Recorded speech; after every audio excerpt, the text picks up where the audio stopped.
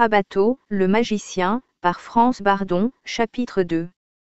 Les membres de la loge secrète appelée « Fog Loge », qui terrifiait même les cercles ésotériques, s'étaient réunis pour une assemblée générale à Dresde. La séance se tenait dans une grande villa, cachée au milieu d'un parc par une haute grille et des arbres imposants. Le grand maître avait invité à cette assemblée 98 des 99 membres de la loge. Ils étaient arrivés bien avant l'ouverture de la session et avaient pris place de chaque côté de 2 longues tables. Le grand maître entra, accompagné de ses 2 assistants qui étaient en même temps ses secrétaires. Les bavardages cessèrent. Il s'assit derrière un bureau placé sur une estrade, à l'opposé de l'entrée, fit tinter une clochette et le silence fut instantané. Il s'adressait maintenant aux frères de la loge d'une voix forte et puissante. « Mes chers frères, les travaux de ce jour sont ouverts. Je suis content que vous ayez tout répondu à mon invitation. Ainsi que vous le savez, le règlement de notre loge n'autorise la convocation d'une telle assemblée que dans des cas particulièrement importants. Vous avez peut-être déjà remarqué que frère Silésius n'est pas aujourd'hui parmi nous.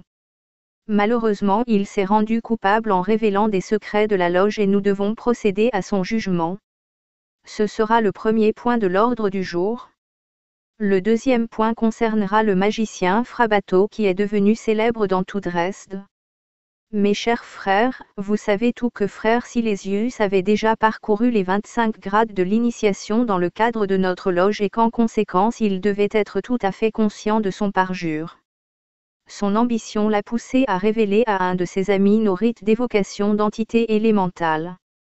Selon la loi de notre loge, la rupture d'un serment et la divulgation de secrets sont punis de mort.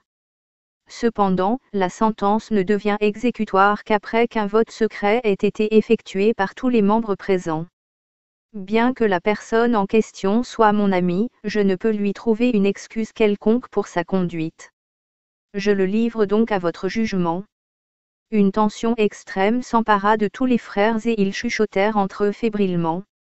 Certains exprimaient leur colère tandis que d'autres demeuraient impassibles. Le secrétaire distribua à chacun une enveloppe contenant une feuille de papier vierge. Les mots « oui » ou « non » devaient décider de la mort ou de la vie de leurs frères de loge. « Oui » signifierait le trépas donné au moyen des rayons de la mort, « non » serait la liberté et la vie. Plusieurs inscrivaient leur sentence avec rapidité, certains hésitaient quelque peu alors que d'autres, en couchant sur le papier leur décision, n'arrivaient pas à maîtriser le tremblement de leurs mains. De nombreux membres avaient aimé frère Silésius. En dépit de cela, une sympathie déloyale serait à présent funeste car la trahison des secrets pourrait se révéler très dangereuse pour la loge entière. Le secrétaire ramassa enfin toutes les enveloppes dans une petite boîte en bois. Il sortit ensuite tous les morceaux de papier en formant 2 tas, correspondant chacun aux réponses données. Les frères le regardaient en silence. Le secrétaire les compta avec attention et fit le total de chaque lot. Son visage qui, d'habitude, était vif, pâlit de plus en plus en examinant les résultats qu'il remit au grand maître. Celui-ci, en considérant le nombre, reçut le choc de celui qui prend conscience qu'un bon ami est condamné à mort. Il se leva vivement. « Mes chers frères, dit-il d'une voix tremblante, les résultats de ce vote sont malheureusement contre Silésius qui vient d'être irrévocablement condamné à mort par 51 voix sur 98. Selon notre loi, cette sentence doit être exécutée dans le courant du mois mais comme frère Silésius apprendra ce qu'il attend grâce à ses facultés psychiques et qu'il essaiera donc d'en échapper, nous l'exécuterons dans les 24 heures. L'ami à qui il a révélé les secrets de la loge doit connaître le même sort. Je demande aux 21 frères qui sont les maîtres de l'attaque par télépathie de rester ici après cette réunion afin que nous exécutions ce jugement par les rayons de la mort. » Bien que profondément secoué par la fin certaine de Silésius, le grand maître se reprit vite et poursuivit d'une voix calme. Le premier point de l'ordre du jour ayant été examiné, considérons à présent le cas Frabato. Plusieurs parmi nous ont assisté à ces représentations et ont eu ainsi par eux-mêmes la preuve de ses capacités. Il semble clair maintenant que Frabato travaille sans tricher. Ces expériences ont dépassé tout ce que l'on en attendait, oui, elles surpassent, et de loin, celles que nos frères pourraient réaliser. Hermès, un de nos frères les plus expérimentés, est allé rendre visite à Frabato pour tester les pouvoirs de ce dernier. Il va à présent vous raconter ce qui lui est arrivé. Et l'homme distingué qui, la nuit précédente, avait rencontré Frabato, se leva. J'ai choisi, pour cette visite, l'heure la plus propice selon les règles de l'astrologie, et avait aussi tenu compte des rapports des éléments entre eux, pour me trouver dans une situation de force. De plus, j'espérais l'assujettir à mon influence car il avait été fatigué par son spectacle. J'ai justifié l'heure indue de ma visite par un voyage que j'avais à faire et qui ne pouvait être remis à plus tard. En entendant cela, Frabato me jeta un regard pénétrant et esquissa un sourire sans dire un mot. Puis, je lui fis une description très attirante de ce que pouvait être l'appartenance à notre loge en soulignant les multiples avantages, et je lui promis une grosse somme d'argent, prise sur nos fonds, s'il se décidait à en devenir membre. Cependant, Frabato, qui semblait ne pas avoir bien saisi mes propos, commença à parler de ses voyages, de ses spectacles et de ses succès dans plusieurs villes, petites et grandes. Il éveilla tellement ma curiosité que j'en vins à oublier les motifs de ma visite. Je finis par l'interrompre en essayant d'attirer son attention sur mon offre. Il se leva et tira une valise, placée en dessous de son lit en disant « Voyons ce que disent les archives akashiques sur votre loge. » Mes chers frères, ainsi que vous le savez, je connais bien les méthodes et les pratiques occultes et j'étais donc déterminé à empêcher de tout mon pouvoir l'expérience de Frabato. Mais dès que cette pensée me traversa l'esprit, il me dit, comme par hasard, « Cher monsieur Hermès, mes expériences dépendent uniquement de ma volonté et elles ne peuvent être ni influencées ni contrecarrées par vous. Elles vont réussir, que vous agissiez ou non. » Je sentais que j'étais démasqué et que je n'aurais aucune chance contre lui. Je regardais donc ses préparatifs très attentivement. Il se lava soigneusement les mains, puis les frotta de quelques gouttes qu'il versa d'une bouteille tirée de sa valise. C'était, sans aucun doute, l'essence de quelque plante car une odeur agréable envahit la pièce. Puis, d'une boîte, il sortit une petite lampe qu'il posa sur la table. Ensuite, d'une autre boîte, il prit une boule de verre, de 20 cm de diamètre environ, la plaça sur la table avec son support. Alors que je lui demandais à quoi servait cet objet, Frabato rit et répliqua.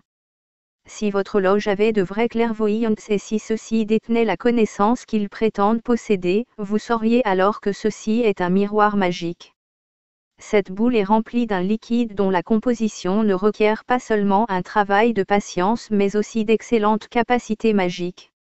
Je pris conscience de ce que mon savoir n'arrivait pas à la cheville de cet homme et je préférais rester tranquille pour voir ce qui allait se passer. Nous étions l'un et l'autre à environ 1 mètre de la boule de verre. Frabato alluma la lampe à pétrole, éteignit l'électricité et me demanda de garder mon calme en toutes circonstances. La lumière reflétait les couleurs de l'arc-en-ciel. La petite flamme illumina la boule et créa un halo en diffusant une senteur particulière. Je pensai tout de suite que le pétrole devait être imprégné d'une essence spéciale mais ne dis mot à ce sujet. Cependant, Frabato lut mes pensées et dit « Posez-moi la question que vous voulez car je peux avoir connaissance de vos pensées aussi clairement que si vous parliez tout haut. Est-ce que la lecture instantanée des pensées n'est pas un exercice de votre loge ?» Je bouillonnais mais, sentant que rien n'était caché à cet homme, je tentais de me contrôler. Je vais vous montrer un film et ensuite vous pourrez juger vous-même si le fait d'appartenir à votre loge présente un avantage, ajouta-t-il. Je suivais chacun de ses mouvements pour m'assurer qu'il travaillait sans tricher. Il avait retroussé ses manches et s'était assis à côté de moi, face à la boule. Puis, il étendit ses mains sur celle-ci et des étincelles jaillirent de ses doigts. Quelques minutes après, elle brille comme un ballon de lumière fluorescente virant en un opale étincelant. Frabato cessa d'émettre de la lumière et dit qu'il serait possible de photographier cette boule magique. J'étais surexcité. Il me dit. À présent nous allons voir des scènes de la vie de votre estimé grand maître. Vous aurez ainsi l'opportunité de connaître aussi bien les ombres que les lumières de cette personnalité. J'espère que vous serez capable de supporter ces images. Attention, ne vous endormez pas. Malgré ma curiosité extrême, le magnifique éclat de la boule semblait me fatiguer déjà. Je ne voulais perdre conscience en aucun cas, et de toute ma volonté je réussis à rester éveillé pendant toute l'expérience. La lumière opalescente illumina toute la pièce. Cependant, l'intérieur de la boule commença à bouillonner puis des formes voltigeant de différentes couleurs apparurent. Bientôt celles-ci se fondirent dans un violet. Alors, sur un panorama, se détacha la silhouette de notre grand maître. Les images passèrent rapidement, de l'enfance à l'âge présent. Je fus choqué par plusieurs scènes que je vis et un froid me parcourut la moelle épinière. Des tableaux incroyables étaient révélés et je ne pouvais les éviter, incapable que j'étais de bouger. Le grand maître pâlit. Lorsqu'Hermès voulut décrire quelques-uns des événements des plus choquants de sa vie, tels qu'il les avait vus dans le miroir magique, il lui fit entendre discrètement qu'il n'en était pas question. Hermès comprit et aborda un sujet de conversation d'ordre plus général. Après m'avoir fait connaître, par ses procédés magiques, la vie de notre grand maître et de notre loge jusqu'à aujourd'hui, Frabato fit un cercle sur la boule avec sa main droite et, de son index droit, dessina une figure que je ne connais pas. Les images disparurent. Quelque peu soulagé, je voulus m'éloigner de la boule lorsque soudain notre secrétaire prit forme en elle. Devant mes yeux, sa vie se déroula également comme un film. Tous les crimes de la loge furent révélés sans exception. Par ces moyens, Frabato me montra la vie des 7 de nos plus hauts membres. Lorsqu'il voulut me faire voir ma propre vie, je me sentis si mal et tellement honteux qu'il s'en abstint. Il dessina une autre figure sur la boule, murmura une formule de pouvoir et la lumière disparut définitivement. Frabato se leva, alluma l'électricité et éteignit la flamme. Il replaça en silence la boule et la lampe dans leurs boîtes respectives et enferma le tout dans la valise. Puis, il me dit avec un léger mépris. Ainsi, monsieur, est-ce donc cela que vous me conseillez de faire? Complètement abasourdi par le pouvoir magique de cet homme, je fus incapable de répondre. Je saisis manteau et chapeau et me précipitai vers la porte sans oser faire un quelconque commentaire. Je ne me rhabillai qu'une fois dans le couloir et quittai l'hôtel en courant. Ma foi dans le pouvoir de notre loge avait été fortement ébranlée et je ne pus trouver le repos cette nuit-là. Le récit de cette rencontre avec Frabato les impressionna tous énormément. Personne n'osait bouger et un silence de mort régnait sur l'assistance. Le grand maître se leva violemment et interrompit l'orateur d'une voix aiguë. Cher frère Hermès, au nom de notre fraternité, je vous remercie pour vos efforts.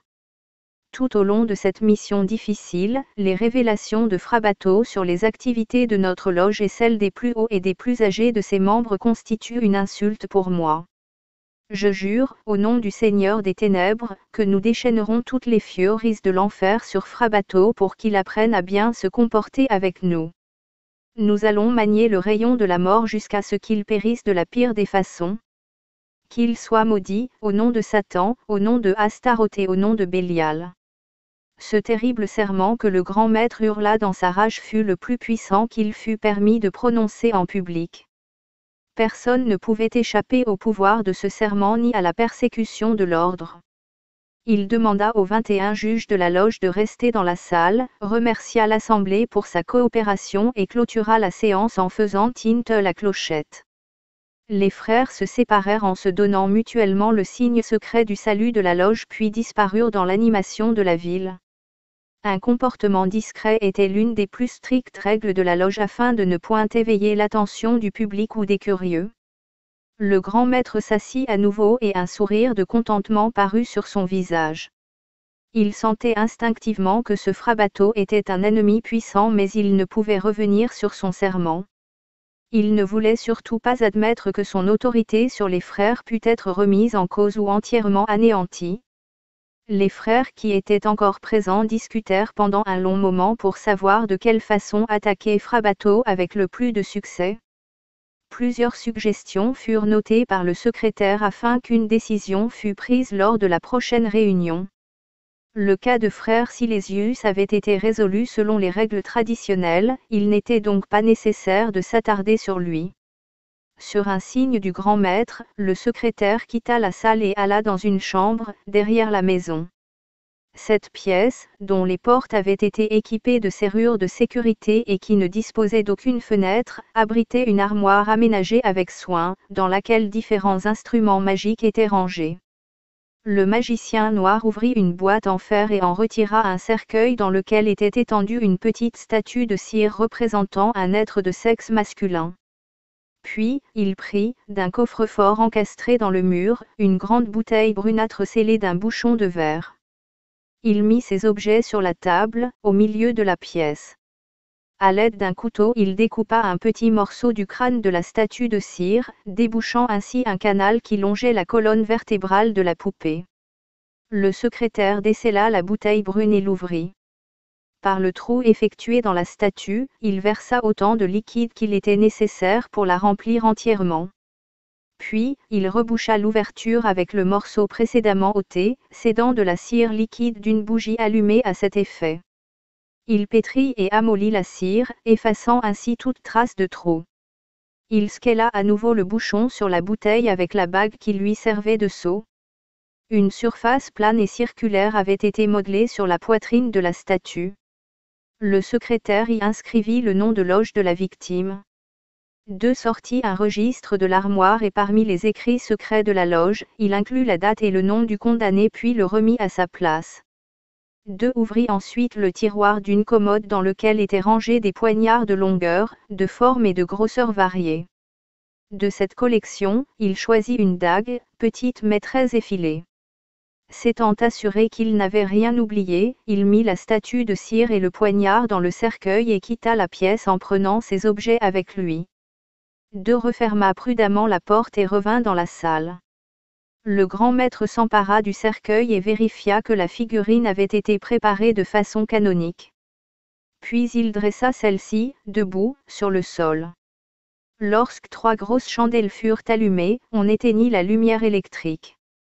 Les 21 juges de la loge formèrent alors un cercle autour de la figurine, le grand maître restant en dehors, tel un observateur.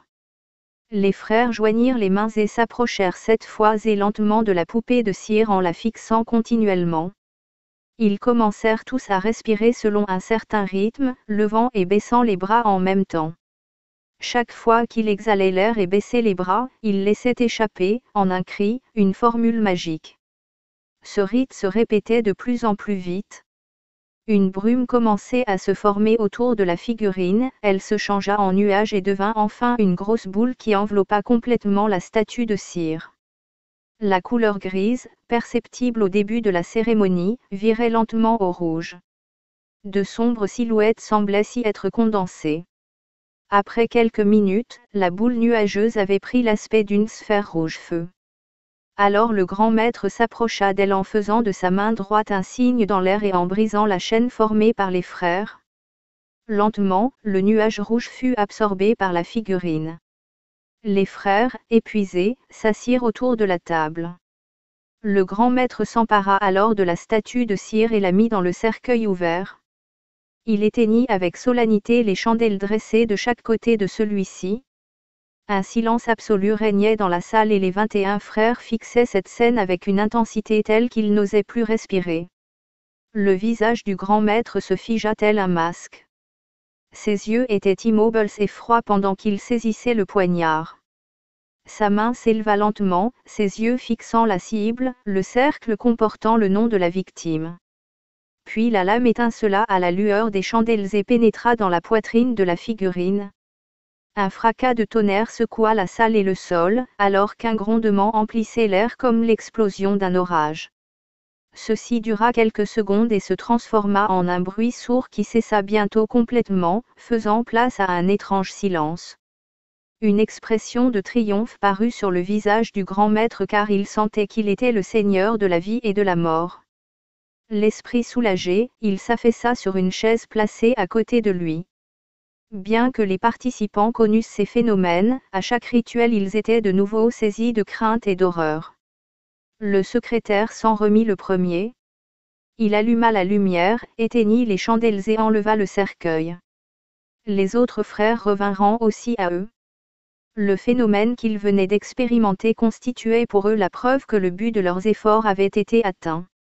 Ils s'entretenaient à voix basse alors que le grand maître reportait sur le registre la date de l'opération magique. Puis il se leva et leur dit : « Mes chers frères, je vous remercie tous de votre efficace coopération. Frère Silésius est mort d'une crise cardiaque à 22 heures juste. Nous avons exécuté la sentence en accord avec les règles de notre ordre sacré et avons ainsi vengé la trahison. Son ami a été également condamné à mort, l'exécution aura lieu, cependant, à une date ultérieure. Nous discuterons des motifs de ce report lors de notre prochaine réunion. L'admission d'un nouveau membre à la place de frère Silésius peut être faite lors de la réunion de la Saint-Jean. Je vous attends demain soir à 20 h. Le cas de Frabato doit être examiné, la séance d'aujourd'hui est close à présent. Bonne nuit à vous tous. Ils quittèrent ce lieu de rencontre discrètement, l'un après l'autre, et disparurent dans l'obscurité de la nuit. L'aiguille des minutes de la grande horloge de la gare s'avançait lentement vers 22 h. Dans la salle, de nombreux touristes attendaient le train venant de Bad Schandau et allant à Berlin. Une voix annonça, par haut-parleur, son entrée en gare et les voyageurs se dirigèrent rapidement sur le quai car ils ne s'arrêtaient à Dresde que quelques minutes. Frabato, debout devant les tableaux des horaires, prenait des notes. Il rangeait son carnet dans la poche lorsque le train arriva. La porte d'un wagon s'ouvrit brusquement devant lui et un jeune homme, en habit de voyage, sauta pour se précipiter vers le bar. Il récupéra ses bagages, paya et il s'éloignait du train quand, après avoir fait quelques pas, il se pressa le cœur des deux mains et s'effondra bruyamment. Il se tordit de douleur en grimaçant quelques secondes puis son corps s'étendit, immobile. Quelques curieux se rassemblèrent autour de lui et la police, vite sur place, emporta le cadavre. On téléphona à un médecin et on prit note du récit des témoins. Frabato avait observé tous les détails de cet événement car il en était tout proche.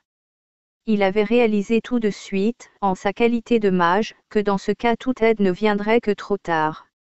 Il sentit instinctivement que cette mort n'était pas naturelle. Quittant lentement la gare, il se dirigea vers la rue de Leipzig. Après une marche d'1 heure, il s'arrêta près d'un bosquet à la sortie de la ville et s'assit pour se reposer. La nuit était d'une magnifique douceur, la lune et les étoiles irradiaient d'un ciel serein. Absorbé par sa méditation, il resta là un long moment avant de repartir. Près du port de l'Elbe, il arrêta un taxi pour retourner à son hôtel. Il était 2 h du matin lorsqu'il entra dans sa chambre. Il ferma à clé la porte, sortit sa valise et installa sa boule magique. Les images que renvoya ce miroir confortèrent ses soupçons, la mort de ce jeune homme avait été provoquée par une cérémonie violente de la Fauxloge. Frabato remit la boule dans la valise et se mit au lit. Le lendemain matin, il acheta un exemplaire du plus grand quotidien de Dresde. Dans les premières pages, il trouva ce qu'il cherchait. Un article rapportait les faits suivants sous le titre « Mort à la gare centrale de Dresde ». L'écrivain en vogue, le docteur Alfred Monsieur est mort brusquement à la gare centrale, hier à 22 h. Notre ville déplore la fin soudaine de ce jeune talent, si prometteur, dont les écrits ont été lus avec un grand enthousiasme. Sa dernière pièce, Le Testament, vient juste d'être éditée. Nous garderons dans nos cœurs un souvenir ému de cet homme ambitieux et plein de dons.